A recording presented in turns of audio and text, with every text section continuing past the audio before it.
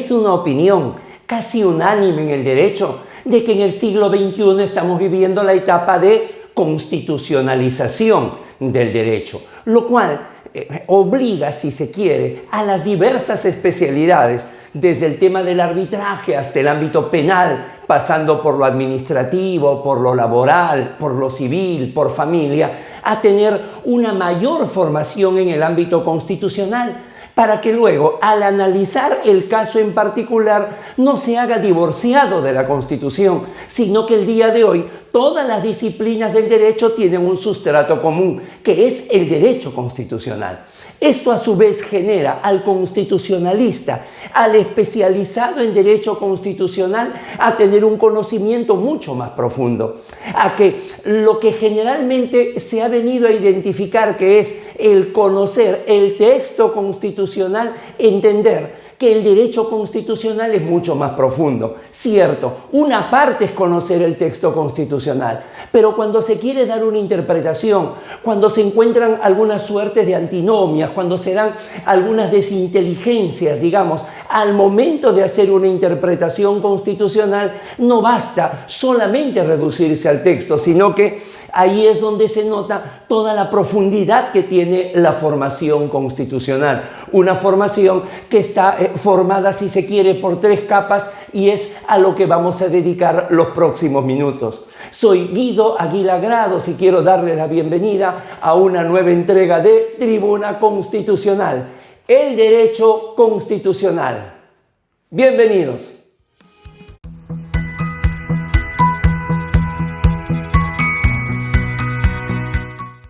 En efecto, para nosotros hablar de derecho constitucional no podemos restringirlo solamente al análisis del texto o a sus antecedentes o a lo que ha ido desglosando la jurisprudencia a partir del texto. Eso sí, es algo notable, es algo importante, pero no suficiente. De tal manera que cuando nosotros hablamos de derecho constitucional, realmente, insisto, está formado por 3 capas. La teoría del Estado, la teoría constitucional y luego, ahora sí, al final, la Constitución nacional, la Constitución de cada país.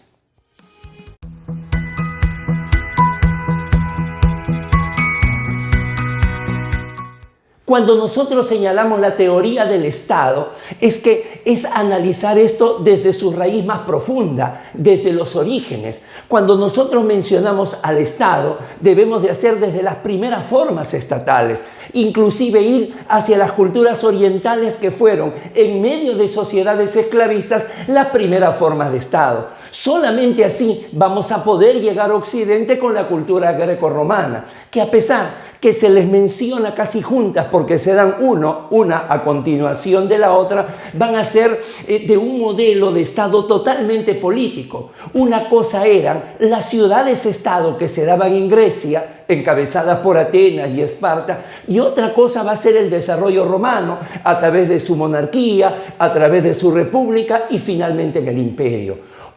La primera aportó la democracia, la segunda aportó el derecho.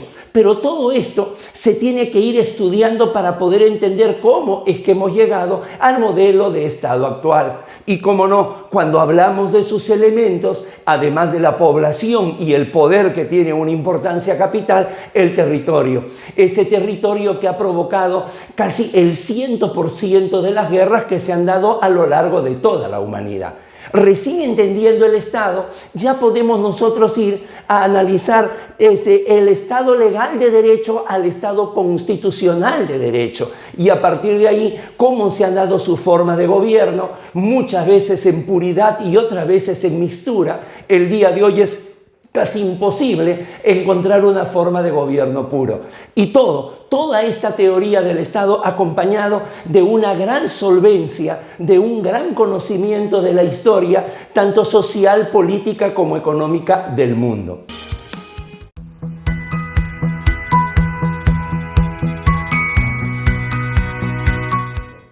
El segundo ítem, la segunda capa, la segunda fase, es la parte de la teoría constitucional. Lo que realmente, si se quiere, viene a ser el núcleo del derecho constitucional. Aquí es donde vamos a analizar cuál es la metodología para su estudio, cuáles vienen a ser sus fuentes y sobre todo cuál es el sistema al que pertenece. Aquí vamos a analizar la Constitución, pero no de un determinado país, sino vamos a estudiar la Constitución de una manera abstracta, de una manera genérica. Lo mismo desde su timeline, debido a que en la antigüedad, a pesar de que no se tenía la idea de una constitución como se tiene en la modernidad, aparecieron las primeras constituciones, para luego analizar cuál ya viene a ser la concepción real de una constitución y cuáles vienen a ser sus partes, por qué lo dogmática, por qué lo orgánica y luego finalmente en el ámbito de su tipología. Y claro, si estamos hablando del texto constitucional, ¿cómo no hablar del vientre que le va a dar origen, que viene a ser el poder constituyente? Tanto en su versión de poder constituyente originario, que en un comienzo, como decía Karl Lowenstein, es ilimitado, el día de hoy ya no presenta algunos límites, y también el denominado poder constituyente derivado, que nos va a llevar al tema de la enmienda, que nos va a llevar al tema de la reforma constitucional. Y con ello, los valores, los fines, los principios y la hermenéutica constitucional, para finalmente cerrar esta segunda etapa con lo que viene a ser la jurisdicción constitucional, aquella terminología que Carl Schmitt decía que era inexistente porque la Constitución no es judiciable. Sin embargo, a pesar de este detalle técnico, es el término que se ha universalizado, jurisdicción constitucional, para finalmente terminar en la anormalidad constitucional, que son los estados de excepción, los estados de emergencia, los estados de guerra, diversas nomenclaturas que toman.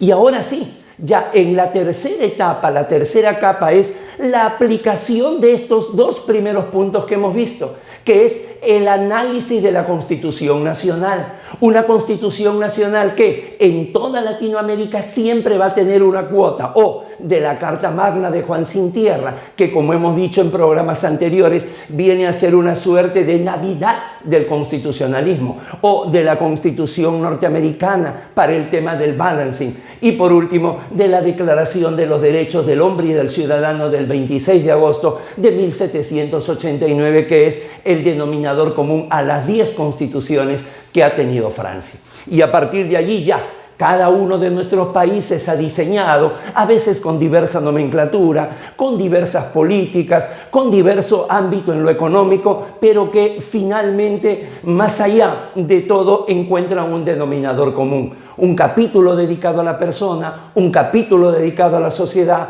un capítulo dedicado al Estado, más allá si es un país unitario o es un país federal, el límite referido a los controles del poder y, claro, luego el proceso como la gran garantía que presenta la Constitución. Entonces, si estos tres sumandos los unimos, teoría del Estado, teoría constitucional y la Constitución nacional de cada país, estamos más cerca de poder entender el verdadero derecho constitucional como una disciplina que no solamente, insisto, es el sustrato del derecho de hoy, sino que es la disciplina que viene a ser una suerte de centinela, es la disciplina que va a sobrevolar todo el ordenamiento jurídico.